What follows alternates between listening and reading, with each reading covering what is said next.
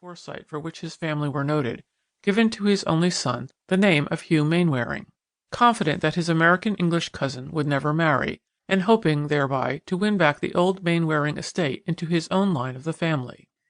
His bit of strategy had succeeded, and now, after more than 20 years, his foresight and worldly wisdom were about to be rewarded.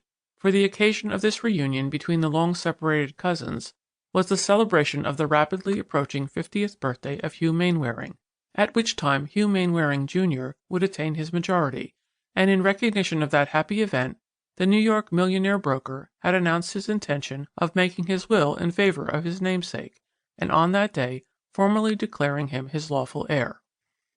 This had been the object of the conference in the private office of Hugh Mainwaring, and now that it was over and all necessary arrangements had been made, that gentleman turned from his desk with a sigh of relief. "I am heartily glad that this business is over," he said, addressing his guests. "It has been on my mind for some time, and I have consulted with Mr. Whitney about it," with a slight nod towards the fourth gentleman, who was his attorney and legal adviser.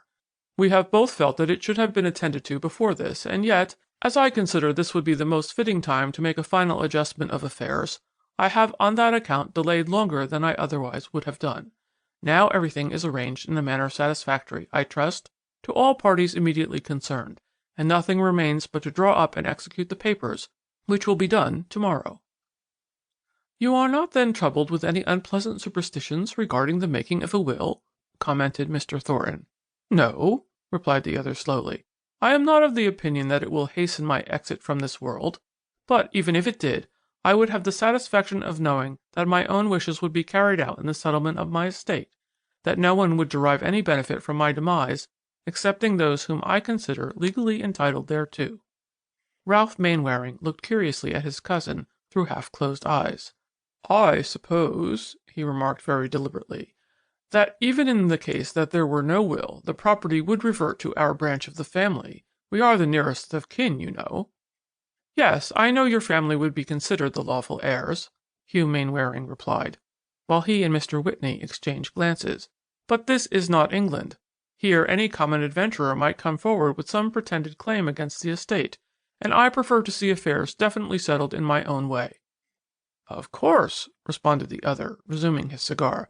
"Well, speaking for myself, I am more than willing to relinquish any share I might have had for the boy's sake, and I don't suppose, Thornton, that you have any objections to raise on Edith's account." "Oh, no," replied that gentleman, with a pleasant laugh. "I never considered Hugh a bad son-in-law to begin with, but I'll admit he is a little more attractive now than ever."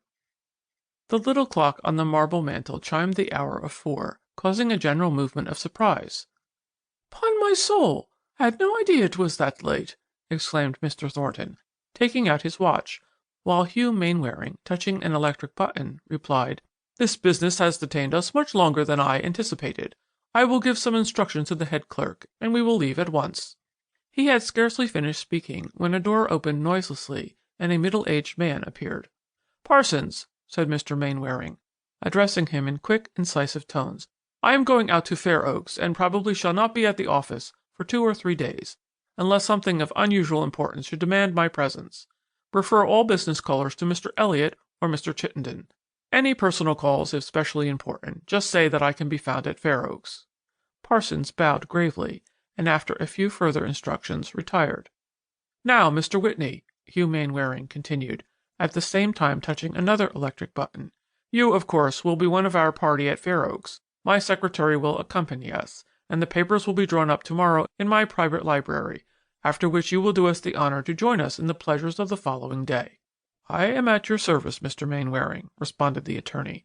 "But," he added in low tones, intended only for Hugh Mainwaring's ear, but which were heard distinctly by the private secretary, now standing beside the desk, "would it not be better to draw up the will here in your private office?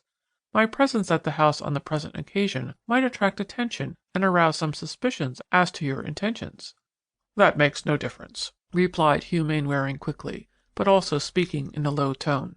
"My private papers are all at the house, and I choose that this business shall be conducted there.